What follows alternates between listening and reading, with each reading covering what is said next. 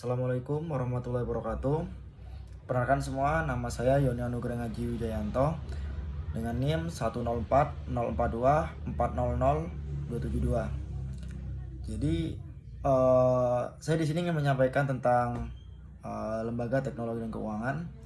Kalian ini nggak pernah berpikir kenapa hampir semua orang saat ini ya urusan keuangan mereka seperti transaksi, menyimpan uang, bahkan melakukan pembayaran itu semuanya dilakukan hanya dengan menggunakan HP. Kayak kalian membayar dengan QRIS atau kalian mentransfer dengan orang itu. Kalau dulu di zaman sebelum ada QRIS atau sebelum ada mobile phone, mobile banking, kita ketika mau melakukan transaksi kita harus ngambil uang dulu di ATM gitu. Jadi semua dulu itu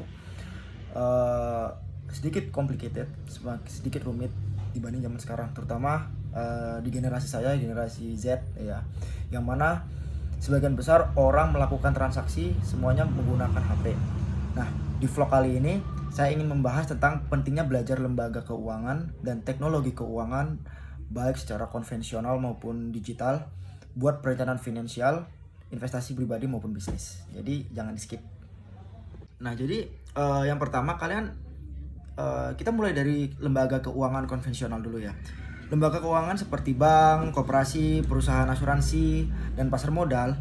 Jadi kita dengan belajar lembaga keuangan kita jadi paham cara kerja bank dalam menghimpun dan menyalurkan dana, fungsi kredit tabungan dan deposito, peran asuransi untuk perlindungan risiko, dan pentingnya pasar modal sebagai sarana investasi yang jangka panjang.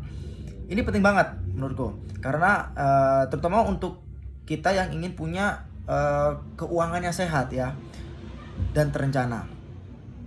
Jadi dalam kehidupan pribadi, pemahaman lembaga keuangan bikin kita lebih bijak mengatur pemasukan dan pengeluaran, tahu kapan harus menabung, kapan harus investasi, paham resiko utang dan cara mengelolanya. Sebenarnya semua itu hal yang sangat penting, dan yang paling penting kalau kita ingin mencoba investasi, kita gak gampang tergiur dengan namanya investasi bodong seperti itu. Singkatnya kita bisa lebih melek, kita bisa lebih melihat tentang financial yang punya kontrol di masa depan keuangan kita sendiri.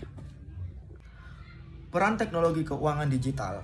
Nah, sekarang kita masuk ke teknologi keuangan digital ya, atau bisa orang sebut tuh fintech ya.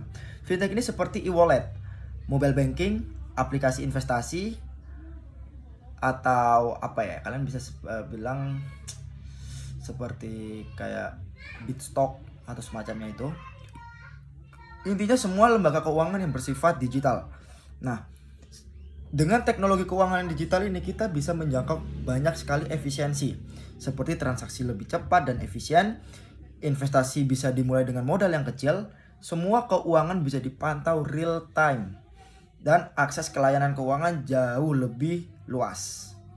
Teknologi ini membuat perencanaan keuangan kita tuh makin praktis dan fleksibel, apalagi seperti saya generasi Z seperti itu. Dan manfaat untuk bisnis dan UMKM ya, bukan cuma pribadi doang nih. Kita harus melihat dari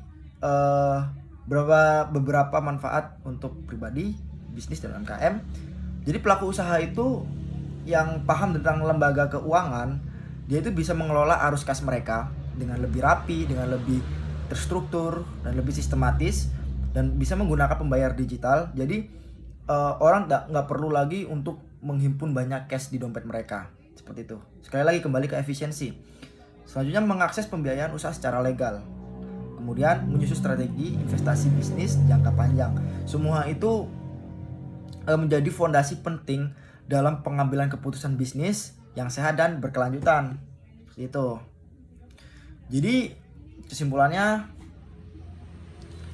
kita belajar lembaga keuangan dan teknologi keuangan itu bukan cuma soal teori.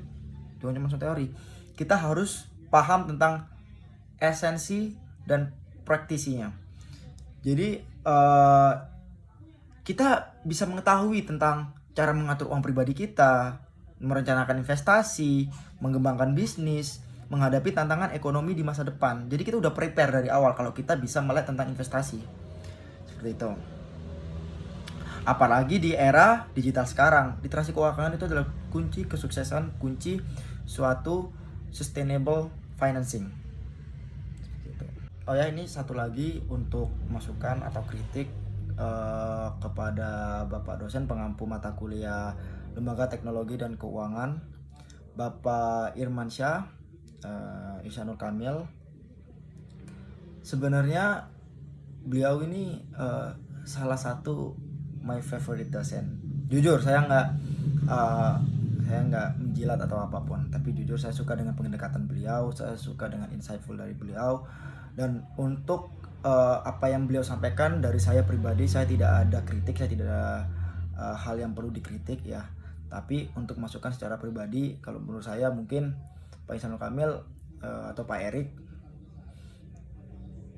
apa ya, sebenarnya nggak ada sih Pak Erik ini overall good, best dari segi apapun. Tapi mungkin kalau waktu beliau mengajar agak sedikit cepat ngomongnya.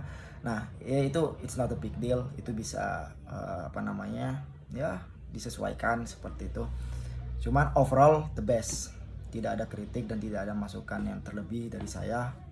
Dan bagi saya pribadi, saya terus untuk Pak Erik ya. Semoga sukses selalu, semoga kita bisa ketemu lagi di lain kesempatan. Terima kasih banyak Bapak.